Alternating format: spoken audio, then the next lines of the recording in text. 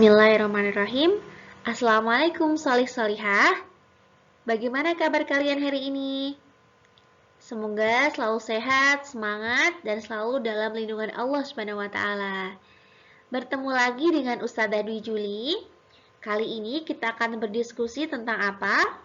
Yap, betul sekali. Kita akan berdiskusi tentang siklus hidup hewan. Nah, sudah penasaran kan? Apa sih yang akan kita pelajari di sini nanti? Yuk, tonton terus videonya, jangan sampai skip. Teman-teman, sebelum lanjut ke materi, Ustazah pengen ngingetin lagi nih adab sebelum belajar. Apa saja, ayo? Yang pertama, niat teman-teman.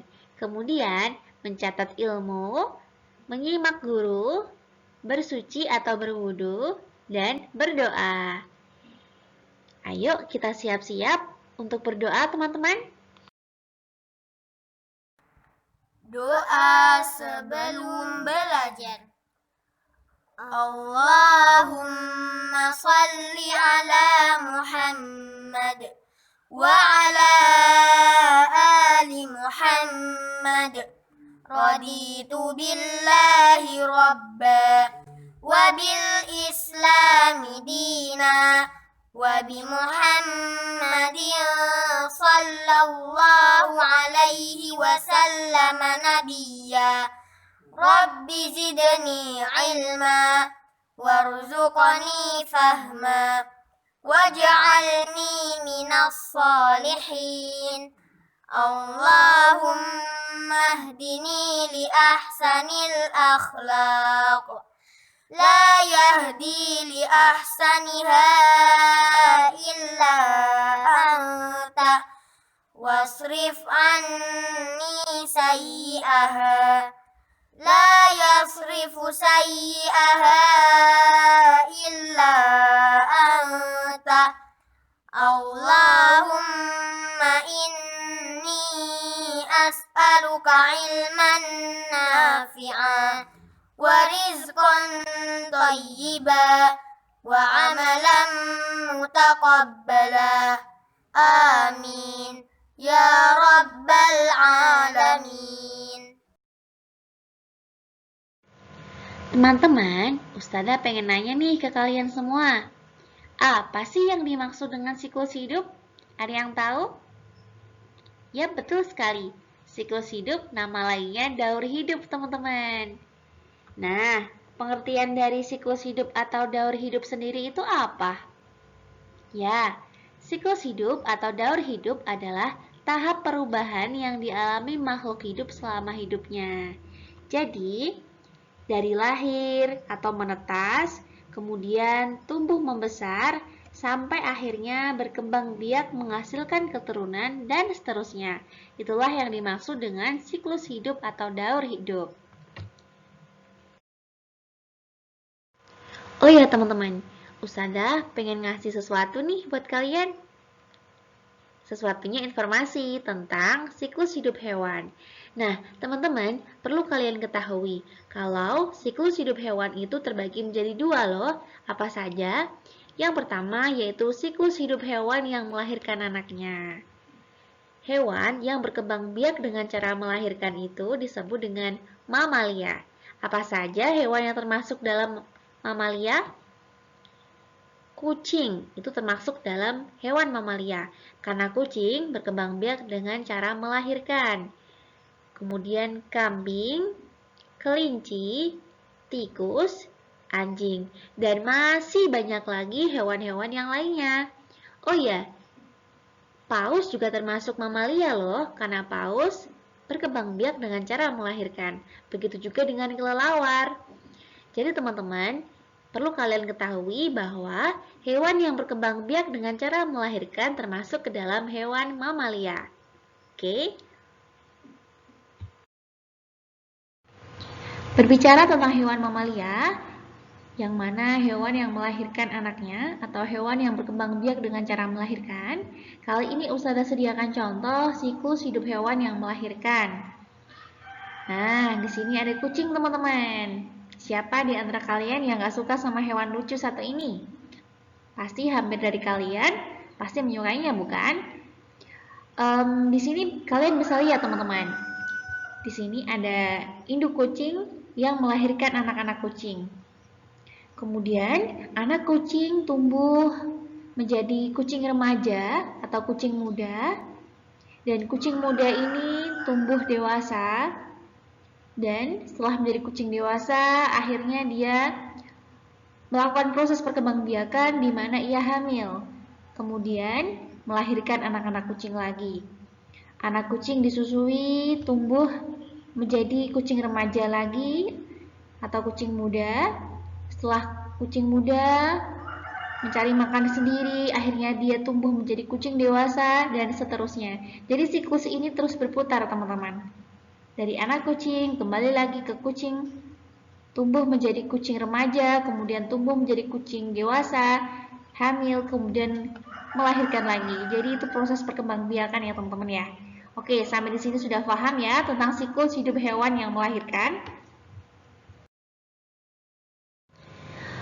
Teman-teman, jika tadi kita belajar tentang siklus hidup hewan yang melahirkan, maka kali ini kita akan belajar siklus hidup hewan yang bertelur.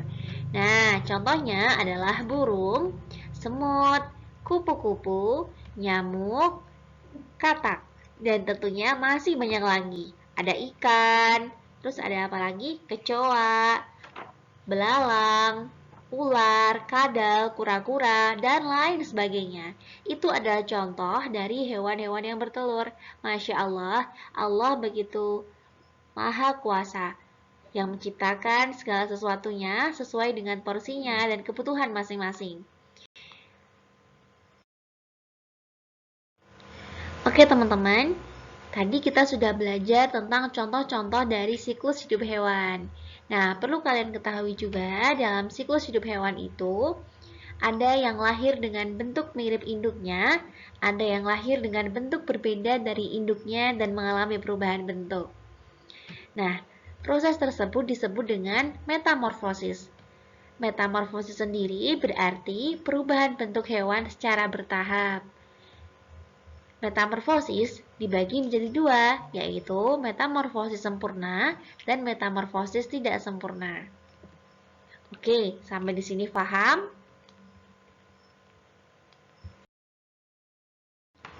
Teman-teman, selanjutnya kita akan belajar siklus hewan yang bertelur.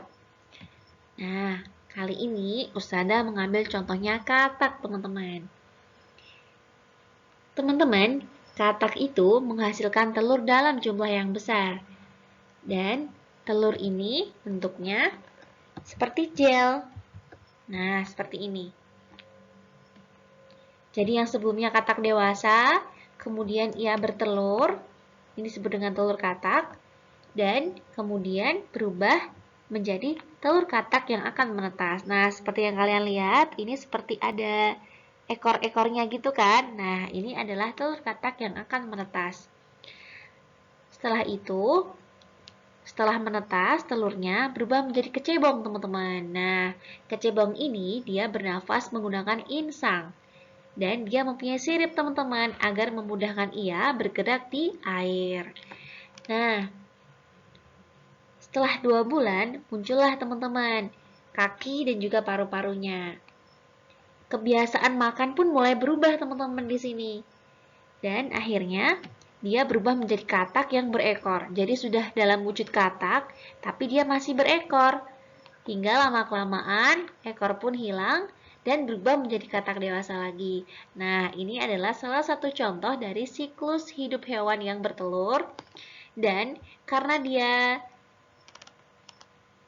siklus hidup katak ini melalui tahap-tahap dengan bentuk yang berbeda, yang sebelumnya katak dewasa, telur, kemudian kecebong, kecebong berkaki, katak berekor, maka disebut dengan metamorfosis sempurna, karena dia mengalami metamorfosis yang sempurna. Oke, sampai di sini sudah paham? Oke teman-teman, berikutnya Ustazah beri satu contoh lagi tentang siklus hidup hewan yang bertelur. Nah, gambar ini menurut kalian gambar jangkrik atau gambar belalang? Sepertinya gambar jangkrik ya. Bisa teman-teman lihat di sini. Di sini ada jangkrik dewasa yang bertelur, teman-teman. Setelah ia bertelur, telurnya menetas menjadi nimfa atau jangkrik dengan ukuran yang kecil. Kemudian nimfa tumbuh dan berkembang hingga menjadi jangkrik remaja, mungkin ya, jangkrik remaja, dan ia mengalami pergantian kulit hingga berubah menjadi jangkrik dewasa atau imego. Nah, teman-teman coba kalian amati. Siklus hidup hewan jangkrik dan juga katak berbeda, bukan? Jika tadi katak kita lihat dari katak bertelur, kemudian menjadi kecebong, kecebong berkaki, kemudian katak berekor, kemudian menjadi katak dewasa. Katak itu berubah, teman-teman. Jadi setiap prosesnya ia mengalami perubahan bentuk. Berbeda halnya dengan jangkrik ini. Jangkrik setelah menjadi telur dan telurnya menetas, ia menjadi nimfa atau jangkrik kecil. Jadi perubahannya tidak terlalu banyak, teman-teman. Nah, karena hal tersebut, karena setiap prosesnya dia tidak terlalu berbeda, maka disebut dengan metamorfosis tidak sempurna. Jadi teman-teman sudah bisa membedakan antara siklus hidup hewan yang bertelur, yang mana terdiri dari metamorfosis sempurna dan juga metamorfosis tidak sempurna. Teman-teman, Ustazah ingin memberikan tugas kepada kalian. Nah, to-do list. Yuk baca kembali siklus hidup, makhluk hidup, dan upaya pelestariannya mulai halaman 16 sampai 19. Selanjutnya, kerjakan halaman 20, lengkapi pernyataan dengan memilih kata yang tepat. Oke, cukup sekian tugasnya. Kerjakan dengan baik, kemudian kirimkan ke Ustazah ya. Karena kita hari ini mengawali dengan berdoa, maka kita akhiri dengan berdoa juga ya. Doa sesudah belajar.